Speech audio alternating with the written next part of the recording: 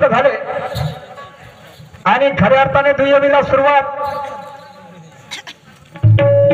Shivani madam पहिल्या डावाच्या मानकरी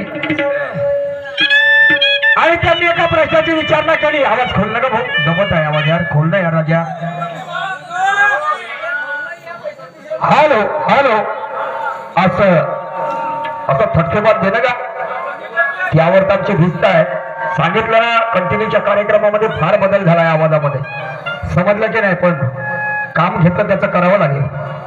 आणि म्हणून मॅडमने एका प्रश्नाची विचारणा केली. आता राहिली गोष्ट शिराची, तर शिराचं काय झालं असं त्यांचं म्हणणं आहे. कदाचित होऊ शकते जागरणामुळे कदाचित नसं नाही ऐकायला आला असेल मॅडमजी. तर त्या शिराचं काय झालं तर ते शिर त्या गणेशाचा तिरुमा नावाची जी नदी आहे त्या डोहामध्ये जाऊन पडलं. गणेश भगवंताचा शिर समजलं. आणि धडाचं जे सांगितलं मी खेकळं तर म्हणतात मॅडम उंदीर काऊन नाही सांगितलं. काही हरकत नाही मॅडमजी, कदाचित माझं चुकलं असेल तर तुम्ही आपल्या प्रश्नाचं समाधान करून द्यायला पाहिजे होतं. तुमची एवढ्या लोकांमध्ये कदर झाली असती.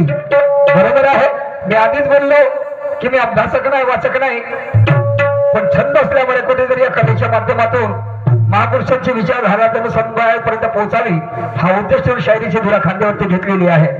चला काही हरकत नाही.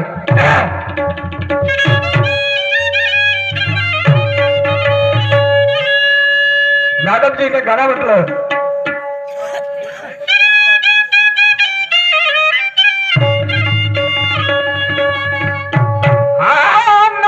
मी तुमच्यासाठी दिलवरा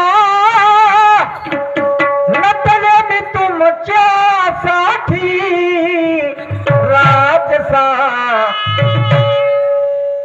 आणि मॅडमजीचं म्हणणं आहे बसली सभा गुरु ज्ञानी शाहिरा, बसली सभा गुरु ज्ञानी दाखवा तुमचा दाखवा शाहिरीचा पाणी असं मॅडमचं म्हणणं आहे. हा शाहिरीचा पाणी पाहतो म्हणत आहेत मॅडमजी, काय हरकत नाही. आणि तुम्ही आपली पाहू द्या नाही का, आपण शायरी पाहू द्या म्हटलं इथल्या लोकांना मॅडमजी. आणि म्हणून लोक सुद्धा आतुर आहेत तुमची पाहण्यासाठी आणि मी सुद्धा आतुर आहे नाही का. चला काही हरकत नाही. परत पुन्हा मी एका प्रश्नाची विचारणा केली. म्हटलं की या देशामध्ये इंग्रजांनी राज्य केलं आणि आम्हाला 129 वर्ष गुलाम बनवून ठेवलं इंग्रजांनी, परंतु काही क्रांतिकारांना फाशीची शिक्षा झाली. त्यांची संख्या किती होती आणि कोणत्या कारणास्तव फाशी झाली, ते इसवी सन कोणतं होतं, कोणत्या टायमाला त्यांना फाशीची सजा सुनावण्यात आली. तर मॅडमजी सांगतात 785 संख्या. मॅडमजी मी तुम्हाला राजा महाराजाच्या काळापासून नाही विचारत आहे, मी फक्त ना फक्त तुम्हाला इंग्रजाचा काळ विचारत आहो. समजलं की नाही. आणि इंग्रजाच्या काळामध्ये फक्त 5 लोकांना फाशीची सजा झाली. 785 लोकांना फाशीची सजा झाली नाही. आणि त्यामध्ये तुम्ही जे सांगितलं भगतसिंग, राजगुरू आणि सुखदेव, हे उत्तर तुमचं खरं आहे. परत पुन्हा 2 व्यक्ती आहेत तुम्हाला सांगतो, परत पुन्हा 2 व्यक्ती आहेत. पण आता त्यामध्ये तुम्ही सांगितलं की 18 ऑगस्ट 1935 ला 18 ऑगस्ट 1935 ला राजगुरू भगतसिंग आणि सुखदेव, भगतसिंग आणि राजगुरू यांना 18 ऑगस्ट 1935 ला फाशीची सजा देण्यात आली. मॅडम हे चुकीचं आहे. मॅडम हे चुकीचं आहे, तुम्हाला सांगतो. 7 ऑक्टोबर 1930 रोजी फाशीची सजा जाहीर करण्यात आली. आणि भगतसिंग, राजगुरू यांना तुम्हाला सांगू, आमच्या देशाचा क्रांतिकारी ज्याचं नाव प्रत्येकाच्या ओठावर आहे, लाला लजपत राय, याला एका सॉन्डर्स नावाचा अधिकारी होता आणि त्या सॉन्डर्स नावाच्या अधिकाऱ्याने लाठीचार्ज केला. लाला लजपत रायांचं डोकं फुटलं, डोकंच नाही तर जीव गेला. पण जीव गेल्याच्या नंतरही त्याला जोड्या भरली, लाट मारली. जोड्या भरली लात मारली तेव्हा माझ्या भगतसिंगाचा अंतकरण पेटून उठलं म्हणे हे चोट्टेच परदेशातून आले आणि आमच्या देशातील क्रांतिकारकाला जोड्या भरली लात मारते म्हणे त्याचा बदला मी घेईन म्हणे त्याचा बदला मी घेईन म्हणे आणि म्हणून त्याने भगतसिंग राजगुरू आणि सुखदेव भगतसिंगाने त्या सँडर्स नावाच्या अधिकाऱ्याचा वध केला तुम्हाला सांगतो आणि 7 ऑक्टोबर 1930 रोजी ते फाशीची शिक्षा जाहीर करण्यात आली आणि 30 मार्च मॅडमजी लिहून ठेवा आपल्याकडे 30 मार्च 1930 ला सायंकाळी 5 वाजताच्या सुमारास फाशी झाली मॅडमजी सायंकाळी 5 वाजताच्या सुमारास फाशी झाली आणि तुम्ही म्हणता इकडे मॅडमजी म्हणतात 18 ऑगस्ट 1935 जुळेल का जी दाखवा बरं तुम्ही आपल्या जवळचा पुरावा समोरच्या राऊंड मध्ये दाखवा नाही तर मी तुम्हाला दाखवतो एवढ्या लोकांच्या समोर कितपत खोटा आहे ना कितपत खरा आहे चला काही हरकत नाही होते कदाचित मी पुस्तक उलटी पकडली असेल ना तर तुम्ही पुस्तक उलटी पकडली असाल असं होते लेंडी उद्योग करण्यात काही अर्थ नाही मॅडमजी पुन्हा 2 व्यक्ती आहेत तुम्ही 3 बरोबर सांगितले पण 2 व्यक्ती बाकी आहेत समजलं की नाही आणि त्या व्यक्तीने रियान नावाचा जो अधिकारी होता आणि ज्याला फाशी झाली त्याचं नाव आहे चापेकर आणि तो 5व्या नंबरचा जो व्यक्ती आहे ज्याचं नाव आहे बिरसा मुंडा ज्याचं नाव आहे बिरसा मुंडा मॅडमजी आता या चापेकर आणि बिरसा मुंडा या 2 व्यक्तीला कोणत्या कारणास्तव फाशीची शिक्षा सुनावण्यात आली ते इसवी सन कोणतं होतं मैं मानूंगा मैडम जी आपको ये छोड़ दो बाकी की बातें समझे की नहीं मैं राजे महाराजे का नहीं पूछ रहा आपको फक्त आणि फक्त इंग्रजाची कारकीर्द विचारत आहे तुम्हाला चला काही हरकत नाही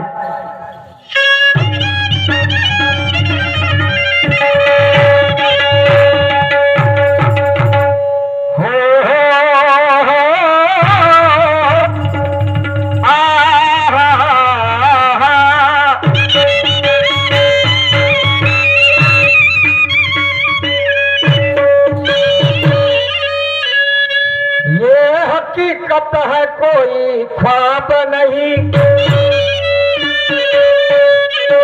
ये हकीकत है कोई ख्वाब नहीं रुतबा दिखाते हो शायरा मगर वो रुबाब नहीं महफिल तो सजी है मगर आप में वो शवाब नहीं महफिल तो सजी है मगर आप में वो शबाब नहीं अब तुम कुछ भी कहो मैडम शिवानी जी ये मेरे सवाल का जवाब नहीं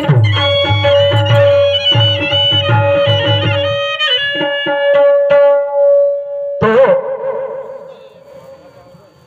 मारे नुक्का की चाहत में हमने महूर को देखा है और दुल्हन से भी पहले दुल्हन की चुनर को देखा है और ये ठेकेदारों ने हमें ठहराया हमारे नूर को नहीं बल्कि हुनर को देखा है कसम शायरी की सर अपना झुकने नहीं दूंगा मैडम जी कसम शायरी की सर अपना झुकने नहीं दूंगा और इस रंग मंडप पे बढ़ते कदम अपने रुकने नहीं दूंगा रंगत ये महफिल शायरा शिवानी जी तुम्हें अकेले कोई रुकने नहीं दूंगा और ध्यान में रखना मेरे निशान है पूरा आप निशान अपना चुकने नहीं दूंगा आणि म्हणून शायरी गीतासाठी एक चाल घेतलेली आहे जरा लक्ष देऊ नये का मल्हारवाडी मोतियाने द्यावे भरून अरे नाहीतर देवा मी जातो दूर मल्हारवाडी मोतियाने द्यावे भरून नाहीतर देवा मी जातो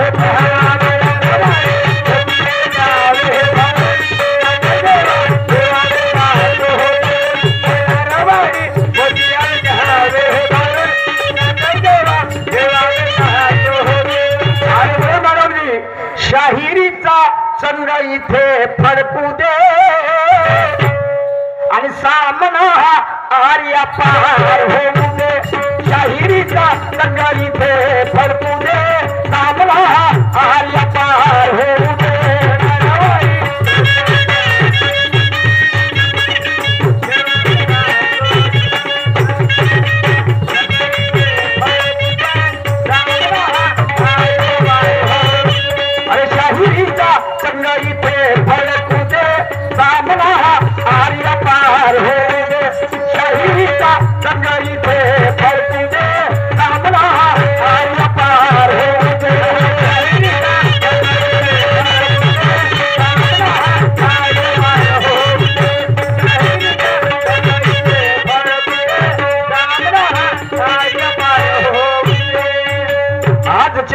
सामन्याला मजा फार येणार आहे. बंधूंनो, आजच्या सामन्याला मजा फार येणार आहे आणि एकाची हार तर जीत दुसऱ्याची होणार आहे. एकापेक्षा एक नवीन तऱ्हेचे मॅडमजी इथे गाणे गाणार आहेत आणि मी विचारलेल्या प्रश्नाची उत्तरे मॅडमजी देणार आहेत आणि मी सुद्धा त्यांच्या प्रश्नाची उत्तरे देणार आहे. आणि म्हणून काय म्हणतो, भरपूर दिवसाची इच्छा होती तुमच्या गावाला येण्याची आणि तुम्हालाही मजा वाटते बंधूंनो दुय्यम तमाशा पाहण्याची.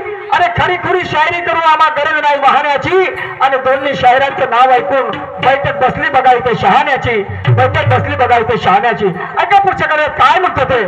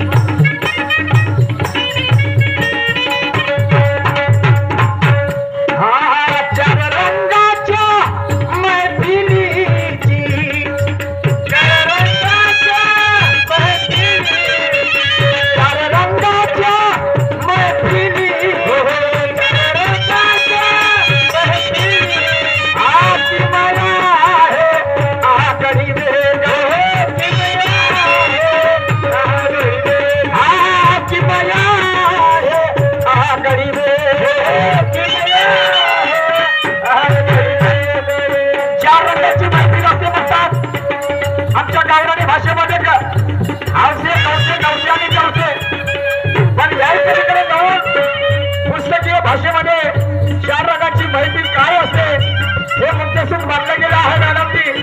तर ते चार रंगाची माहिती तुम्हाला सांगायचं आहे. चार रंगाच्या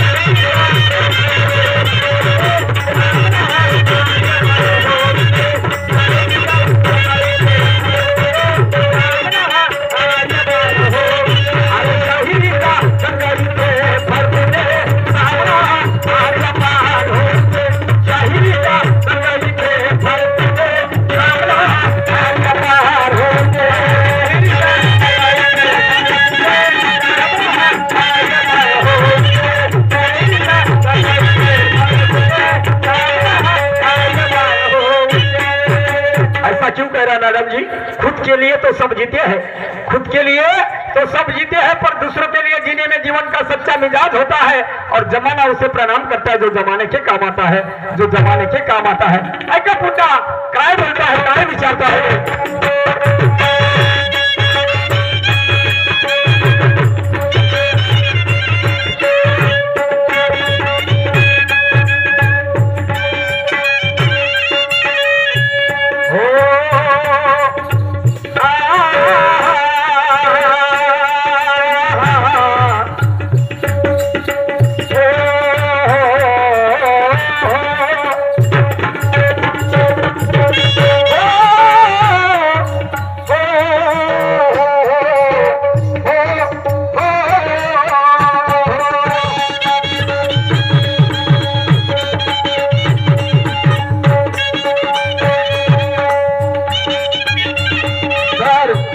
मॅडमने पुन्हा माझ्यावरती एक प्रश्न रूपाने डाव केला. त्यांचा प्रश्न म्हणते आहे की कुंतीने भक्ती केली, दुर्वास ऋषीची सेवा केली आणि त्या दुर्वास ऋषीने कुंतीला 5 मंत्र दिले आणि त्यापैकी एक मंत्र असा की तिने तो त्या मंत्राचा उपयोग केला तर तिला कुवारपणी गर्भधारणा झाली कुंतीला. ठीक आहे मॅडम जी, खरं आहे, परंतु तुम्हाला सांगतो ते 5 मंत्र जे दिले त्यापैकी तिला फक्त एकच मंत्र समजला. बाकीचे जे 4 मंत्र होते ते तिच्या काही डोक्यामध्ये भरले नाही आणि त्या मंत्राचं नाव होतं मॅडम जी अथर्ववेद शिरोभोग. अथर्व वेद शिवभोग हा मंत्र त्या कुंतीने प्राशन केलं, म्हणजे त्याचा उपभोग करून बघितला आणि त्यानंतर कुवाऱ्यापर्यंत तिला गर्भधारणा झाली, गर्भ राहिला आणि तिला कर्ण नावाचा हा मुलगा झाला. मॅडमजी ते जे 4 आहेत ते मला माहित नाही, तुम्हाला सांगतो, समजलं की नाही? ऐका पुढे काय म्हणतो ते.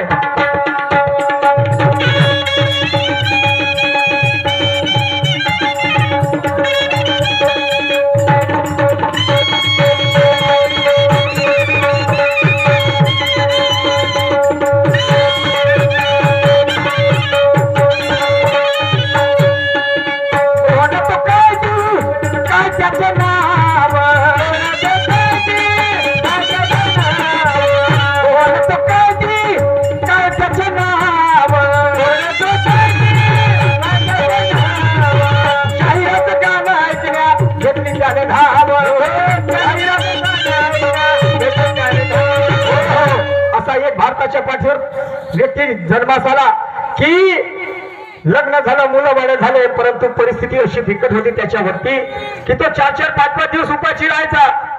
परंतु मुलं सुद्धा जेव्हा उपाशी राहायचे तर त्याच्या डोळ्यातून अश्रूचा पूर व्हायचा. अरे म्हणे, मी माणूस असून मला काही किंमत नाही रे म्हणे, मी आपल्या लेकरांना म्हणे चांगलं तोंडाचं जेवू चालू शकत नाही, त्यांना चांगल्या पद्धतीने शिक्षण शिकवू शकत नाही. आणि म्हणून त्याला असं वाटलं की कधी कधी काय आपण मरून जावं असं त्याला वाटत होतं. पण अशा प्रसंगी काही लोक त्याच्याकडे आले आणि त्याला म्हणायला बसले, ओय चिंता नको करू नये भल्या माणसा, तुले लाखो रुपये करोडो रुपये आम्ही देतो, तुला सोनी चांदीचे नाणे तुला देतो, पण आम्ही सांगितलेलं ते कार्य तुला करावं लागेल. तर मॅडमजी त्याने असा गुन्हा केला की त्याला जेल झाली, जेलच नाही झाली तर फाशीची शिक्षा सुनावण्यात आली. आणि फाशीची शिक्षा सुनावण्यात जेव्हा आली, ज्याला फाशी होते त्याला शेवटच्या क्षणी विचारलं जाते, तुला काही खायचं आहे, पाय काही प्यायचं आहे, काही कोणत्या रिश्तेदाराला भेटायचं? म्हणे नाही, मला कोणाला भेटायचं नाही, काही खायचं नाही, फक्त म्हणे एका शायराचं गाणं ऐकायचं आहे, एका शायराचं गाणं ऐकायचं आहे.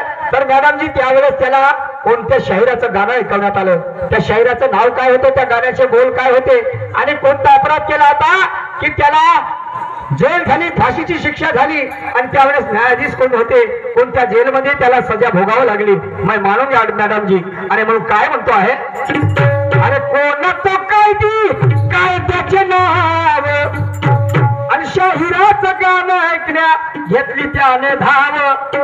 गाणं कोणतं सांगून दे, पण सामना आर्या पार होऊ दे, शाहिरीचा दे करू दे, सामना आर्या पार होऊ दे.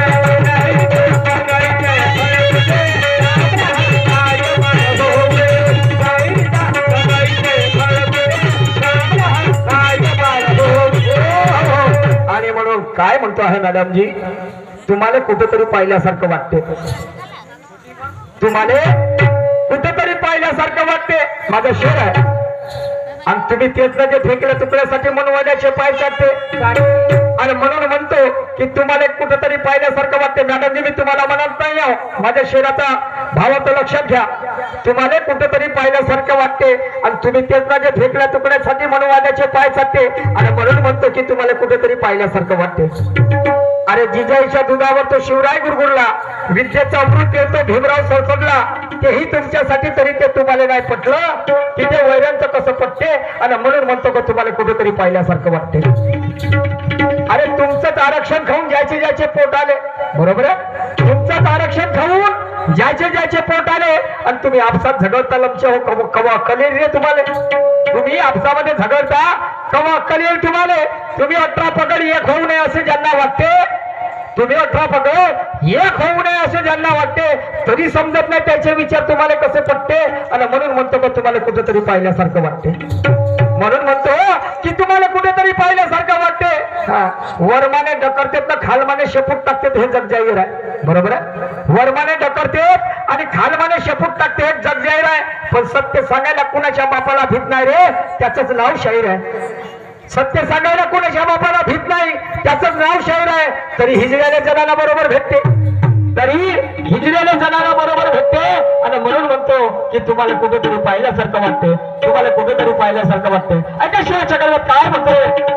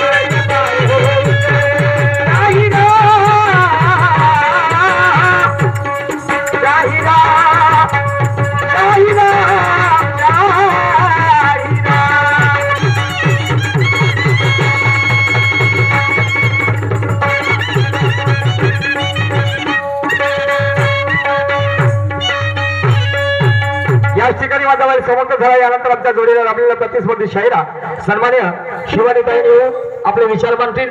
धन्यवाद.